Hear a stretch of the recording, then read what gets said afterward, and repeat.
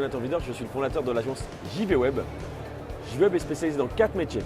Google AdWords, le référencement naturel, l'analyse de trafic avec Google Analytics, ainsi que la formation. On existe depuis 10 ans et on est 35 collaborateurs, tous basés à Montpellier. Ce qu'on constate sur la plupart de nos clients, c'est l'effet repos, recherché sur Internet, acheté en magasin, qui est en plus amplifié avec le téléphone portable. Les gens regardent sur Internet, finissent en boutique pour acheter, vérifient une dernière fois sur Internet et terminent la commande au magasin. Et donc tout ça, ça oblige à avoir un raisonnement omnicanal et à fusionner les équipes au sein des marques et au sein des marchands. Les enjeux actuels, il y en a deux. Le premier, c'est le passage sur mobile, effectivement, qui est complexifié par la perte de tracking. Vous regardez sur votre ordinateur, vous achetez sur mobile ou inversement, on perd le cookie, il n'y a pas de tracking.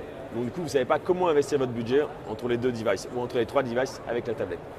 Et le deuxième problématique, l'enjeu actuel, c'est la formation, c'est les ressources humaines qu'on a du mal à trouver, qu'on a du mal à garder, que ce soit en agence ou dans les entreprises.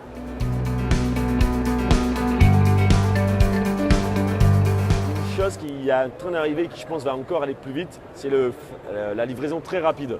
On le voit sur Paris, la livraison dans les 4 heures, c'est commence à avoir certains services de livraison qui arrivent dans l'heure. Je pense que dans 10 ans, ça sera généralisé quasiment aux 10 plus grandes villes de France. Donc ça, c'est quelque chose qui va arriver très fortement. Et après, il y a aussi des commandes en magasin.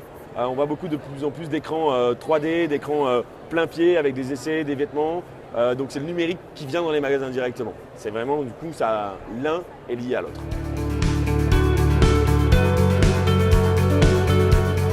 Côté marketing, là par exemple, il y a des systèmes de RTB. Donc le RTB, c'est le Real Time Bidding, les enchères en temps réel qui fonctionnent sur les bannières, qui commencent à arriver sur la télé. Donc le Real Time Bidding va pouvoir se faire sur la télé, se fait en ce moment sur la radio, sur Internet, va sûrement débarquer sur la radio. Donc je pense qu'en fait, il va y avoir un fusionnement des méthodologies Internet qui vont s'appliquer au offline. Voilà. C'est difficile de donner que quelques conseils à un e-commerçant parce qu'on pourrait en faire tout un livre. 2 points importants. Le premier, c'est de bien s'entourer. Il est maintenant impossible d'avoir une personne spécialiste de l'AdWords, du référencement naturel, de la logistique, de l'animation de produits. Donc ça veut dire bien s'entourer, c'est la première étape. Et le deuxième, quand on est un e-commerçant, le mot principal, c'est commerçant. Il faut déjà bien savoir sourcer ses produits pour bien savoir les vendre.